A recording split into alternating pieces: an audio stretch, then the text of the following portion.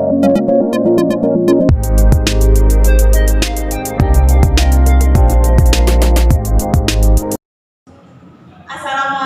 warahmatullahi wabarakatuh. Waalaikumsalam warahmatullahi wabarakatuh. Terima kasih kepada teman-teman semua yang sudah menyempatkan waktunya untuk hadir dalam kegiatan ini.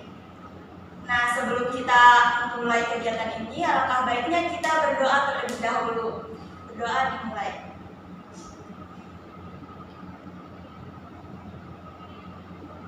Berdoa selesai. Nah, sebelum kita berlanjut nih ke kegiatan selanjutnya, biar lebih enak kita kenalan dulu ya. Ya. Nah, kenalan itu dengan cara, misalkan teman kalian yang di sini menyebutkan nama dan hobinya, lalu teman yang berikutnya sebelum memperkenalkan diri, teman yang berikutnya ini menyebutkan nama dan hobi teman yang tadinya sudah berkenalan. Bisa dipahami? Paham. Baik, langsung ya. Perkenalkan, nama saya Nadia, hobi saya menang. Ya. Sebelum memperkenalkan diri, izinkan saya memperkenalkan teman sebelumnya. Nama Nadia, hobinya itu untuk izin memperkenalkan diri. Nama Atika Sari, hobinya membaca. Teman sebelumnya Nadia Hasanah, hobinya menonton. Selanjutnya Atika Sari, hobinya membaca. Dan perkenalkan, nama saya Anissa Wulandari, hobinya jalan-jalan. Baik, sebelumnya saya akan mengulangi dari teman sebelumnya. Ada Nadia Hasanah, hobinya itu menonton. Ada Atika Sari, hobinya membaca. Ada Anissa Wulandari, hobinya jalan-jalan. Dari izin memperkenalkan diri, nama saya Sri Yulianti, hobinya memasak. Sebelumnya saya ingin memperkenalkan terlebih dahulu teman-teman sebelumnya. Yang pertama ada Nadia dengan hobi menonton, Atika Sari dengan hobi membaca, Anissa Wulandari dengan hobi jalan-jalan, Sri Yulianti dengan hobi membaca, memasak, dan saya sendiri Nova Berliana dengan hobi nyanyi. Oke, baiklah, sebelumnya saya akan menyebutkan teman-teman yang sebelumnya sudah berkenalan diri. Yang pertama ada Nadia Hasanah dengan hobi menonton, yang kedua Atika Sari dengan hobi membaca, yang ketiga Anissa Wulandari dengan hobi jalan-jalan, yang keempat ada Sri Yulianti dengan hobi memasak, yang kelima ada Nova Berliana dengan hobi nyanyi, dan saya sendiri Dila Maulidia dengan hobi makan. Baik. Nah, sebelumnya saya akan menyebutkan kembali. Yang pertama ada Nadia Hasanah dengan hobi menonton, terus Atika Sari dengan hobi membaca, terus Anissa Wulandari hobinya jalan-jalan, terus Sri Yulianti hobinya memasak, terus Novita Berliana hobinya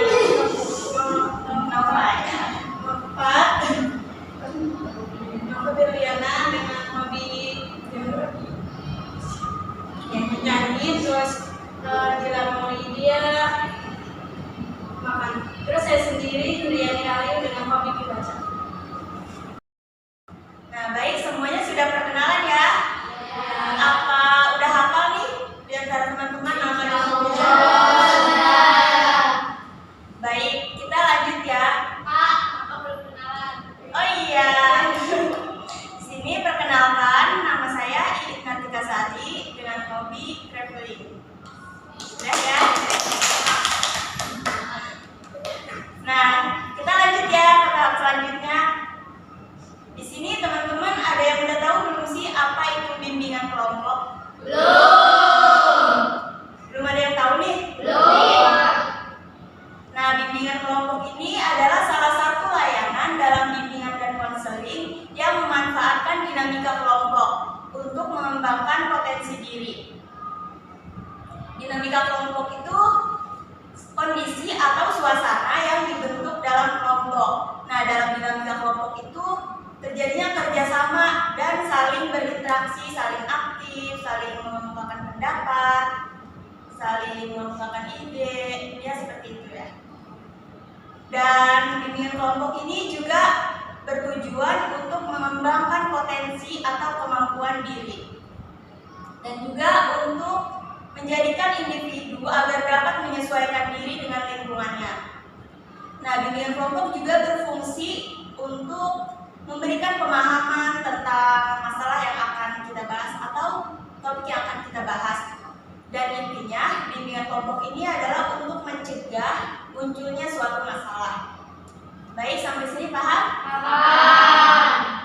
Nah, di dalam bimbingan kelompok ini juga ada 3 komponen nih. Yang pertama yaitu pemimpin kelompok, yaitu saya sendiri sebagai pemimpin kelompok yang akan memandu jalannya kegiatan bimbingan kelompok ini, yang akan mengatur serta mengarahkan teman-teman semua di kegiatan ini.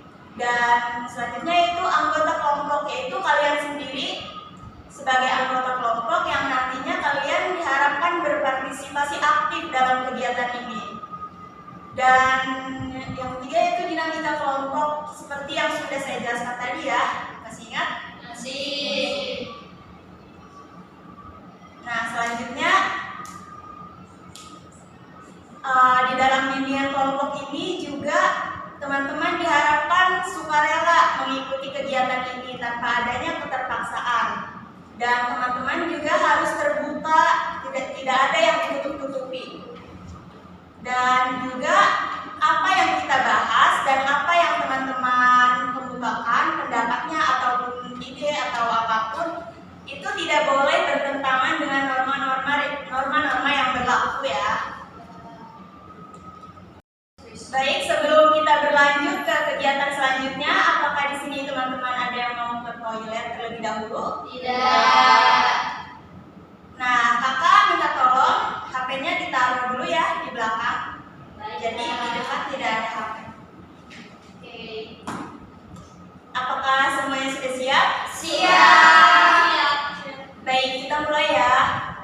Nah, dalam bimbingan kelompok ini ada 2 pilihan topik nih. Yang pertama yaitu topik tugas dan topik bebas. Kalau topik tugas itu kakak sendiri nih sebagai pemimpin kelompok yang memunculkan topik tersebut untuk dibahas bersama-sama. Sedangkan kalau topik bebas itu dari teman-teman nih yang memunculkan topiknya lalu dibahas bersama-sama.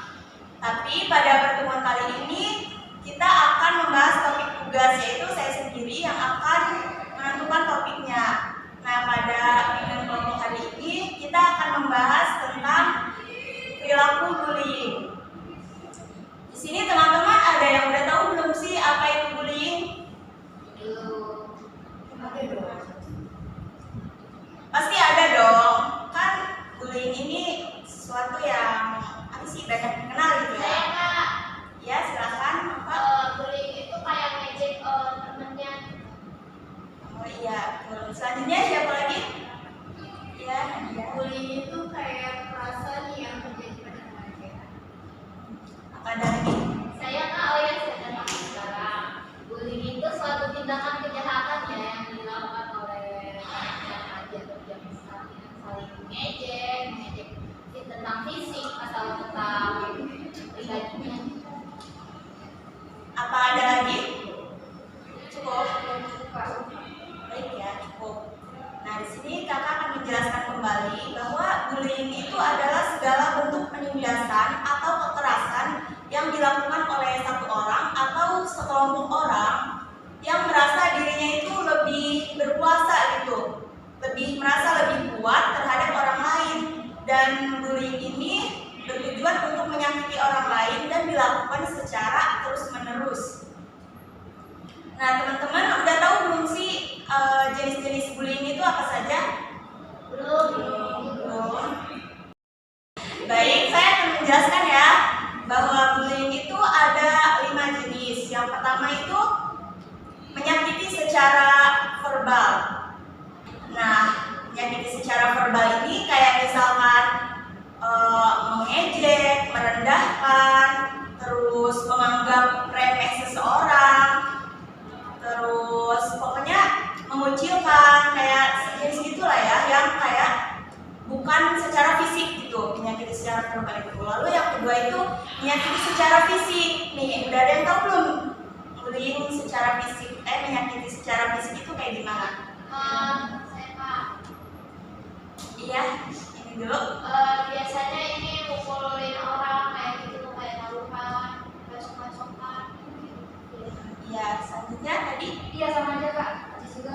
menonjol, mukul, tendang, sejenisnya seperti itu. Nah, benar banget ya, bullying dengan jenis menyakiti secara fisik itu kayak misalnya memukul, menonjok, mendorong, ataupun menampar seseorang. Nah, ada juga nih kan kayak siswa-siswa tuh ada yang dikunci di dalam kelas gitu. Itu juga bisa termasuk dalam jenis bullying yang menyakiti secara fisik. Yang ketiga yaitu perilaku nonverbal langsung. Nah, perilaku nonverbal langsung ini kayak misalkan mengejek orang lain, mengatakan yang tidak pantas, juga memberikan panggilan yang tidak pantas gitu kepada orang lain. Nah, selanjutnya yaitu perilaku nonverbal tidak langsung. Perilaku nonverbal tidak langsung ini kayak misalkan mendiamkan seseorang, terus mengabaikan, mengucilkan tanpa sebab, tanpa adanya kesalahan dari orang tersebut. Jadi dilakukan secara nggak ada sebab gitu. Nah, selanjutnya yaitu yang terakhir cyberbullying. Nah, ada yang udah tahu cyberbullying itu apa? Tidak. Jadi cyberbullying itu bullying yang dilakukan secara online ya, melalui baik media elektronik ataupun media sosial. Nah, cyberbullying ini kayak misalkan mengejek seseorang atau mengintimidasi seseorang dalam media sosial. Nah, teman-teman udah pernah melihat belum sih orang-orang ada yang berkomentar negatif gitu di postingan seseorang? Iya, banyak kan yang kayak gitu, kayak di Instagram, di TikTok, di YouTube atau di Twitter. Nah, iya di Twitter juga banyak kan. Nah, berkomentar secara negatif seperti itu dengan cara mengejek gitu. Itu termasuk ke dalam cyberbullying. Nah, udah paham kan cyberbullying itu kayak gimana? Paham. Selanjutnya, teman-teman udah ada yang tahu belum sih apa penyebab perilaku bullying ini? Kurangnya perhatian. Nah, bener banget nih kata Nova. Ada lagi? Dendam mungkin. Ya, bisa jadi karena Karena introvert. introvert. Iya, bisa. Sudah? Nah, jadi benar nih apa yang sudah dikatakan teman-teman bahwa bullying itu bisa disebabkan karena kurangnya perhatian dalam keluarga. Nah, jadi seseorang ini meluapkan kepada orang lain. Bisa juga karena orang pelaku bullying ini disebabkan karena di dalam keluarganya itu terdapat perilaku bullying yang dilakukan orang tua atau saudaranya gitu. Jadi orang ini, pelakunya ini mencontoh perilaku tersebut. Dan bisa juga karena kekerasan di dalam rumah. Jadi misalkan pelakunya ini dulunya pernah ditampar atau ditonjok gitu, dan ditonjok orang tuanya atau saudaranya atau kakaknya gitu. Nah, itu bisa menyebabkan seseorang ini menjadi melakukan gitu kepada orang lain karena ya ini kayak merasa emosi gitu, tapi nggak bisa diluapkan di dalam keluarga, jadi diluapkannya kepada orang lain, kayak misalkan kepada teman sebayanya di kelas ataupun di tempat umum ya, di lingkungannya pokoknya ya. Nah, kalian udah tahu belum sih dampak dari bullying ini apa? Dia tuh bisa menghancurkan mental si korban. Ya benar ya. Nah, siapa lagi? Iya benar tadi kata Nadia, bisa menghancurkan mental si korban ya, bahkan sampai korban bisa bunuh diri ya karena mentalnya sudah terlalu hancur. Ada lagi yang ingin berpendapat? Sama Pak. Sama. Nah, benar ya yang udah dikatakan sama teman-teman tadi, bahwa bullying itu bisa sangat berdampak pada mental seseorang. Yang lebih khususnya yaitu korban dari perilaku bullying ini bisa berdampak kepada psikis seseorang juga. Nah, korban ini bisa menjadi stres dan mengalami kecemasan karena dia merasa tidak nyaman gitu dan tidak tentram karena dia udah dibully, udah dikatain, udah diejek ataupun disakiti secara fisik. Jadi dia merasa tidak tenang gitu dalam hidupnya. Nah, korban bullying juga akan mengalami depresi karena korban ini mengalami kesedihan yang mendalam gitu. Korban ini menjadi tidak semangat dalam hidup, yang biasanya melakukan kegiatan aktif gitu, ceria, menjadi murung. Karena korban ini merasa sedih gitu akan perilaku pelakunya ini yang sudah membuli dirinya. Jadi korban ini depresi hingga tidak semangat untuk menjalani kehidupan sampai bahkan dia sudah tidak lagi kayak nggak bergairah untuk menata masa depannya gitu, yang untuk hidup juga. Ada lagi dampak bullying juga bisa mengakibatkan kekerasan atau agresi karena dia sudah disakiti oleh orang lain, dia kan menjadi emosi kan, menjadi marah, kecewa, terusnya kesal. Nah, bisa jadi orang ini juga bisa meluapkan kembali kepada orang lain, bisa jadi kepada adiknya atau kepada siapa di rumahnya. Karena dia emosi lalu dia menyakiti orang lain di sekitar, atau bisa juga menyakiti diri sendiri, menyakiti dia sendiri gitu karena emosi tersebut. Selanjutnya, ada lagi nggak sih yang tahu dampak dari bullying itu apa? Kesehatan mentalnya. Jadi pendiam orangnya, yang nggak mau terbuka. Jadi tertutup, jadi merasa takut gitu. Ya, Bisa juga fisiknya menjadi kurus gitu, badannya disuruh karena pikiran gitu ya. Iya, semangat. Kan ngaruh juga. Coba Anissa mengungkapkan pendapatnya. Ya, tadi benar sih kata teman-teman sebelumnya, katanya kan bullying itu kan tindakan kekerasan, dampaknya itu kan bisa ke fisik, jadi kurus. Apalagi kan di zaman sekarang ya bullying itu kan banyak marak gitu kan. Perilaku bullying ini kan banyak dilakukan oleh siswa. Terus dampaknya ini kan bisa ke mental gitu loh. Kalau misalkan dampak ini terus menerus gitu, ya bisa aja bunuh diri gitu. Depresi. Ya, karena depresi ya bisa menjadi bunuh diri. Nah, coba siapa tadi, Sri ya? Gimana menurut pendapat Sri? Tadi yang udah disebutkan teman-teman itu benar, akan menurunnya psikisnya gitu ya. Jadi ini tuh akan menurunkan harga diri kita juga loh. Jadi tentang kesehatan mental, tentang kayak semacam begitulah. Ya, jadi pokoknya bullying itu sangat berpengaruh kepada mental seseorang ya. Iya. Nah, dampak selanjutnya itu kayak misalkan seseorang ini juga bisa menjadi merasa rendah diri dan tidak berharga gitu.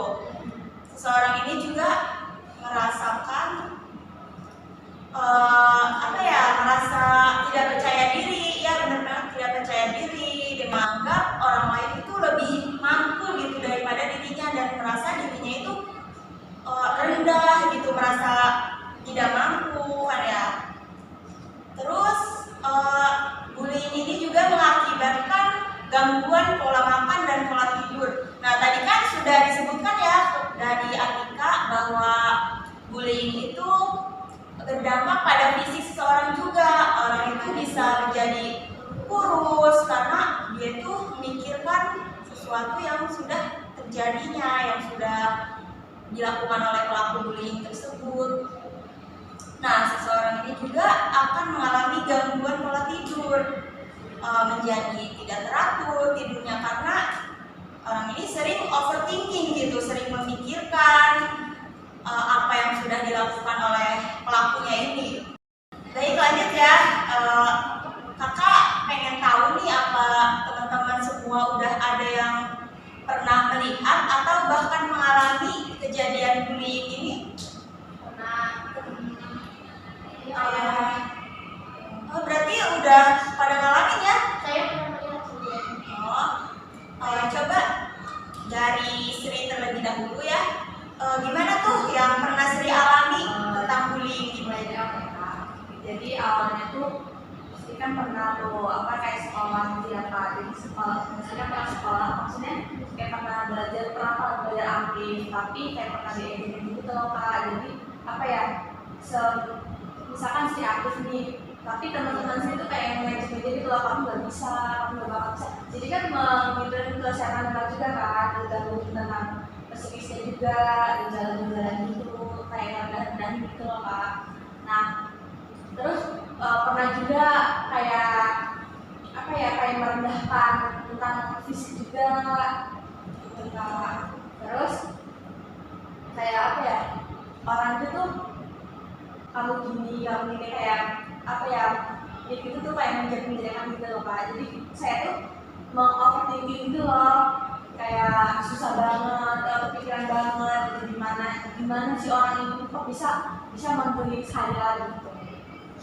Gimana sih kan caranya agar orang itu tidak terjadi mengulangi bullying lagi kepada orang lain gitu loh. Itu udah membuli saya, semoga kedepannya itu orang itu nggak membuli orang lain juga. Itu gimana caranya? Baik, di sini teman-teman ada yang ingin berpendapat dulu tentang pertanyaan dari Sri? Saya Kak, izin. Ya, silakan, Saya ya. untuk mencegah orang itu melakukan bullying lagi, ya kita harus memberi pelajaran juga sih dengan cara kita mengupgrade diri kita sendiri ya, jadi lebih baik. Atau kalau misalkan orang itu sering membuli fisik kita ya, ya kita banyak-banyakin skincare atau perawat diri kita agar kita tuh bisa menjadi lebih baik gitu dari dia, agar dia tuh merasa malu gitu pernah membuli kita. Kita Lanjut. jadi berpendapat ya. Nah kalau menurut saya kan tadi katanya Sri itu kayak diremehin, dikucilkan gitu kan, kayak lu nggak bisa. Jadi kayak Sri itu kayak menunjukkan ke orang itu kalau Sri itu bisa gitu. Jadi biar orang itu mikir gitu kalau ternyata omongan itu selama ini salah, terus nunjukin kalau kita tuh harus lebih baik dari orang yang membuli. Ada lagi? Cukup. Nah, benar banget ya yang udah disampaikan teman-teman ini, bahwa untuk mencegah terjadinya bullying itu yang pertama kita harus memberi peringatan gitu kepada pelaku ini, atau dengan cara melaporkan, bisa juga melaporkan kepada guru atau kepada orang tua, karena bullying ini sangat berbahaya kan ya bagi mental seseorang. Dan kita juga harus mengupgrade diri kita agar kita menjadi lebih baik. Kita harus bisa membuktikan bahwa kita bisa dan kita bisa glow up gitu. Kita mampu gitu. Kita enggak seburuk dan serendah apa yang orang lain ini omongin gitu. Nah, apa ada lagi nih tadi yang ada yang angkat tangan juga kan? Saya Kak. Ini dulu ya, ini dulu. Ya, saya juga sama kayak Sri, kayak tentang orang itu merendahin saya juga. Orang itu kayak nganggap saya itu kayak nggak bisa apa-apa, kayak ngatain saya apa sih, bodoh segala macam gitu loh. Kayak, ih kamu mah kayak nggak bisa ini loh, kamu nggak bisa kuliah loh karena kamu bodoh, kayak gitu tuh. Terus kayak itu kan berpengaruh kan ya ke itu juga, kayak bagaimana sih caranya biar kita itu nggak usah kasih overthinking gitu loh ke omongan orang, nggak usah kayak dipikirin, nggak usah kan bisa dijadikan kayak dipikirin kan mendengkar, terus keganggu juga kan kesehatannya. Itu bagaimana caranya? Baik, jadi Indri ini tadi sama ya, hampir sama kayak Sri. Dia ini merasa diremehkan gitu terhadap orang lain akan kemampuannya. Nah, teman-teman ada yang ingin menyampaikan pendapatnya lagi nggak tentang kasus bullying terhadap Indri ini? Ya, silahkan Dila. Iya, menurut aku kan tadi ini katanya bagaimana caranya agar kita tidak overthinking ya. Menurut aku itu harus banyak-banyak menyibukkan diri tidak perlu memikirkan omongan mereka ya, kayak kita harus sibuk sama diri kita sendiri aja untuk memperbaiki menjadi lebih baik dan juga kepada mereka kita mampu untuk kuliah. Nah, bener banget nih kata Dila. Nah, selanjutnya Atika. Iya Kak, sudah benar yang disampaikan oleh Dila tadi. Dan untuk menghilangkan overthinking itu lebih baik kayak kan dikatain kan tadi sebelumnya kayak tidak bisa kuliah atau bagaimana. Nah itu tuh Indri itu harus memperbanyak belajar gitu agar membuktikan kepada orang tersebut dan lebih mendekatkan kepada Allah gitu. Ada yang mau jelasin nggak? Iya, silakan Nadia.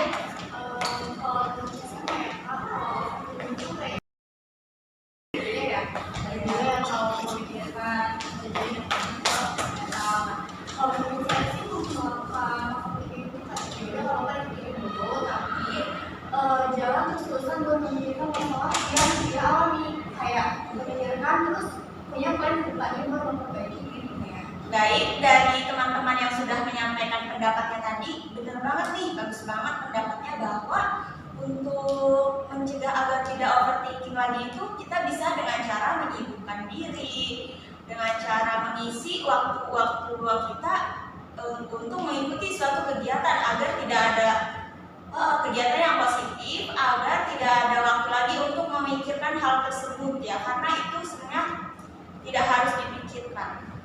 Dan selanjutnya juga tadi kata Nadia kan kita boleh mikirin dulu, tapi kita jangan terus-menerus mikirin hal tersebut. Kita juga harus bangkit gitu, harus memperbaiki diri kita. Nah, seperti itu ya. Nah, dari tadi kita udah ngomongin tentang bullying kan ya.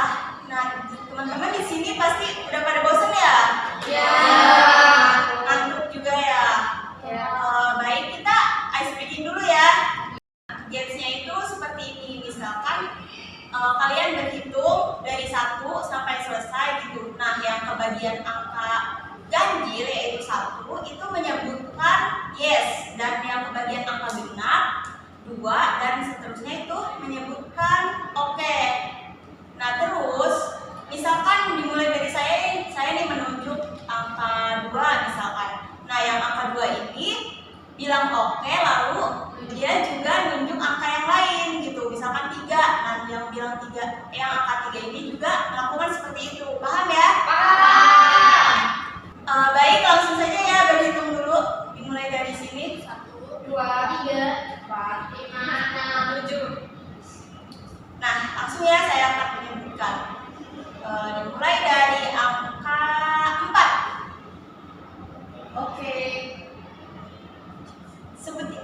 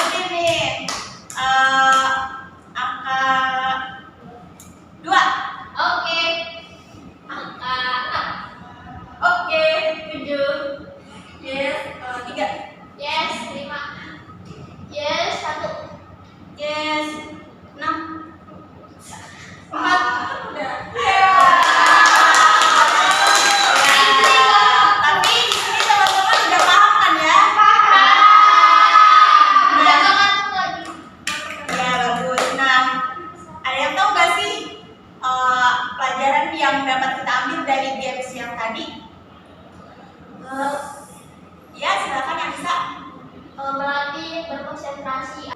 Iya, benar banget ya. Baik, tadi kita sudah melakukan game dan teman-teman pastinya udah pada nggak ngantuk kan ya? Udah semangat lagi kak? Baik, kita lanjut ke pembahasan kita ya. Nah, teman-teman di sini apa ada yang udah tahu belum sih kasus tentang bullying ini? Belum. Nah, kebetulan belum lama ini saya menemukan nih tentang kasus bullying. Kasusnya ini terjadi pada anak umur 11 tahun, kelas 4 SD di Banyuwangi. Nah, anak ini nih di sekolahnya itu sering dibully karena inisialnya itu MR ya. MR ini sering dibully karena dia ini tidak punya ayah. Ayahnya itu udah meninggal, udah lama gitu. Jadi MR ini sering dibully, dikatain gak punya ayah lah, atau gimana lah. Pokoknya dia ini sering dikatain karena dia gak punya ayah. Nah, karena MR ini sering nih terus-menerus dibully oleh teman-temannya karena hal tersebut, MR ini menjadi frustasi kan, pastinya mentalnya juga terganggu, mengalami kesedihan juga. Karena dia terus-terusan mengalami seperti itu, pada suatu ketika dia ini pulang nih ke rumah dan dia ini dengan pulangnya ini dengan muka sedih dan dia juga sambil menangis. Pokoknya dia ini murung lah. Datang ke rumah itu ada ibunya kan, padahal di teras rumah, tapi dia nggak salaman lagi dan dia langsung masuk ke kamarnya dengan keadaan nangis gitu. Nah, ibunya ini kan mungkin nggak melihat kan kalau anaknya ini nangis, jadi ibunya ini pas tahu dia masuk kamar itu dia ya diem aja gitu. Mungkin anaknya capek gitu ya, mungkin capek habis sekolah terus tidur siang. Nah, dan ternyata ibunya ini ngecek kan di kamarnya, di kamar si MR ini, dan ternyata di kamarnya itu tidak ada. Dan lalu ibunya ini mencari nih di ruangan di sekitar rumahnya, lalu menuju ke dapur, dan ternyata si MR ini ditemukan di dapur sudah dalam keadaan gantung diri di dalam pintu dapur tersebut. Nah, gantung dirinya itu menggunakan tali plastik atau tali rapia berwarna biru. Setelah ibunya tahu kalau MR ini sudah gantung diri, dia itu sangat kaget, pokoknya sangat terkejut lah, kaget, sedih, campur aduk gitu ya. Dan ibunya ini berusaha menurunkan si MR ini kan, menurunkan MR, tapi ibunya nggak bisa gitu, nggak bisa nurunin. Dan lalu ibunya ini nelpon kakak si MR ini yang sedang bekerja. Nelpon kan, lalu setelah nelpon kakaknya datang ke rumah, lalu segera menurunkan MR ini. Dan setelah diturunkan, MR ini segera dibawa ke klinik gitu oleh kakaknya, karena siapa tahu masih bisa ditolong gitu kan. Tapi ternyata MR ini sudah tidak bisa tertolong. Di tengah perjalanan menuju ke klinik, MR ini sudah mengembuskan napas terakhirnya gitu. Sudah tidak tertolong. Jadi perilaku bullying itu sangat berbahaya ya, sangat mengganggu mental dan bisa menyebabkan bunuh diri seperti kasus yang sudah tadi dijelaskan. Nah, teman-teman di sini ada yang mau berpendapat nggak sih tentang kasus yang tadi sudah saya jelaskan? Tentang MR yang bunuh diri karena dibully tadi? Ya, silakan Mbak. Jadi kalau misalnya kita dibully, itu penting banget buat kita terbuka atau bicara sama orang yang lebih dewasa dari kita, biar tindak bulinya itu bukan terus berlanjut. Itu kan katanya tadi itu kasusnya udah sering ya di daerah. Ada lagi teman-teman? Cukup. Nah, benar ya yang dikatakan Nova bahwa jika kita menjadi korban gitu, korban bullying itu kita harus terbuka gitu, kita harus cerita kepada keluarga dan orang tua kita bahwa di sekolah atau di tempat dia belajar itu dia dibully gitu, dikatain tentang bahwa dia nggak punya ayah gitu. Pokoknya kita itu harus terbuka sama orang tua dan keluarga agar keluarga juga bisa mengingatkan atau memberi nasihat atau memberi hukuman gitu kepada pelaku bullying tersebut. Dari penjelasan materi tentang bullying tadi dan tentang topik yang sudah kita bahas, apa teman-teman ada yang ingin mengemukakan pendapatnya terkait simpulan dari bullying ini? Kak. Ya, silakan Mira. Ya, jadi perilaku bullying itu sangat tidak baik ya, karena bisa menghancurkan mental seseorang, bahkan bisa sampai korban bullying itu bunuh diri karena dia sakit rasa depresi ya. Jadi itu tindakan sangat tidak baik dan harus kita hindari. Ada lagi teman-teman? Cukup. Nah, benar banget ya apa yang dikatakan Gila, bahwa perilaku bullying itu sangat berbahaya dan sangat berbahaya pokoknya, dapat mengganggu mental yang mengakibatkan korban ini menjadi bunuh diri juga. Nah, kita sebagai orang yang pernah mengalami dibully ataupun belum pernah, kita ini harus menjaga ya, jangan sampai kita jadi korban bullying, apalagi menjadi pelaku bullying, karena itu tidak pantas ya, bisa mengakibatkan mental seseorang terganggu sampai bunuh diri seperti tadi. Apalagi bullying kepada anak-anak di bawah umur seperti kasus MR tadi kan, itu kan belum bisa menceritakan masalahnya ya, belum dapat kayak belum terlalu paham gitu. Jadi dia ini hanya memikirkan dan overthinking, terus kayak tertekan lah akibat perilaku bullying itu. Nah, jadi kita semua di sini harus menghindari ya perilaku bullying tersebut. Baik, kita sudah sampai pada akhir dari kegiatan ini. Terima kasih kepada teman-teman yang tadi sudah menyampaikan pendapatnya, menceritakan tentang masalahnya. Terima kasih ya sudah berpartisipasi aktif dalam kegiatan ini. Semoga teman-teman dapat mengambil hikmah dari apa yang sudah kita bahas dari topik kali ini. Baik, mohon maaf dari saya apabila dalam penjelasan ataupun dalam perkataan tadi, penyampaian tadi ada kesalahan. Terima kasih. Wassalamualaikum warahmatullahi wabarakatuh.